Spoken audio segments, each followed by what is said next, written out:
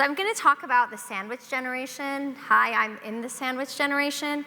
And who are we? So Dr. Marshall and I are moms, and we take care of children and our elderly parents. We're just two women who wanted to practice medicine our way. We were practicing treadmill medicine, never had a break, never had a chance to think about what we were doing. And that left for some unhappy patients, unhappy caregivers, and really, we were just unhappy doctors. So we decided to take our goals and our values and turn it into a practice that worked for us. And we love to be compassionate, and we love to take care of our patients. We love to be honest with them, and really focusing on that relationship with our patients and putting our patient at the center of it all. As geriatricians, we can do that. So geriatricians are board certified in either internal medicine or family medicine, and we have additional specialty training like cardiologists do, but in geriatrics instead, so caring care of older people. And our focus is on the 5 M's. It's beautiful, right? So we take care of multi-complexity, what matters to our patients, the mind, their medications, and their mobility. And our patients and their caregivers are right in the middle of all of that. And so our practice is beautiful. We have coffee, we have other drinks, we have snacks, and educational materials in the practice. But really, we focus on our caregivers and our patients.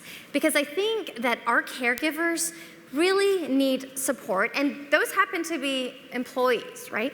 And so there's a 50% increase in geriatric needs. And I am an entrepreneur as a businesswoman, realized there's only 8,000 geriatricians in the country, and we need 30,000 of them by 2030.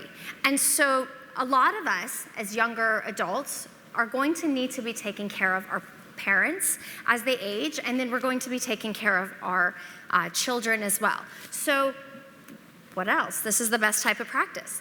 And so we keep the practice small, and everyone gets to know everyone else. Dr. Marshall, and we have Tiffany, our registered nurse, who can do IVs, and she can do other procedures. We can make house calls. We can keep it very personal. But it allows us to give our patients what they want.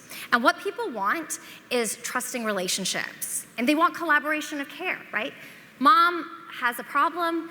You need to talk to your patient's doctor. What's going on with mom? Where is she? Access to care, advocacy. They want knowledgeable doctors, and they want more time with their patients. But guess what?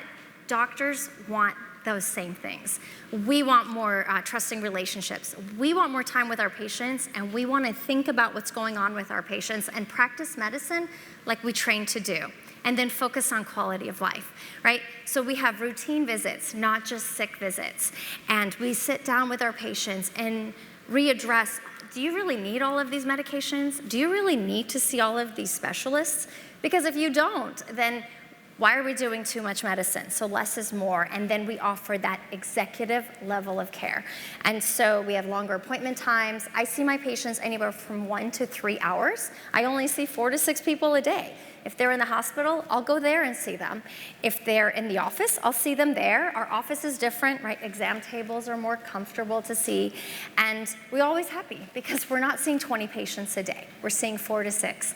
And then we have an opportunity to call caregivers and talk to them about what's going on, where they need to be. And really, truly, this is the way medicine was meant to be practiced, where as the doctor, I have enough time for my patients and their caregivers, and they feel supported. And so this is the model of care. Let's go to the next slide. And so we're very detailed, and we do a collaborative approach. Sometimes Dr. Marshall and I will see our patients together, and that helps us so we don't have this focus and bias on one diagnosis. And our exams are very detailed, they are very specific, and our patients never feel rushed. And then we can provide that caregiver support. So helping our caregiver gain perspective on what's going on, making sure that they have care coordination, so coordinating care with our practice managers in the community, and helping with education on disease processes and then transition of care. We're with our patients from the beginning to the end, whether they're in their 50s or whether they're over 100 years old, and that allows us to care for them. the best as we can. And so our current and future goals, we want to understand the needs of our clients and our loved ones, and we want to hire team members that really focus on our mission and love our mission, and we want to support each other because we're in that sandwich generation. So if you're a caregiver, or if you have hired caregivers, it might not be a bad idea to think about geriatrics for your employees, as calling their parents, because that's how we get to care for each other and providing that care so you feel supported. Thank you.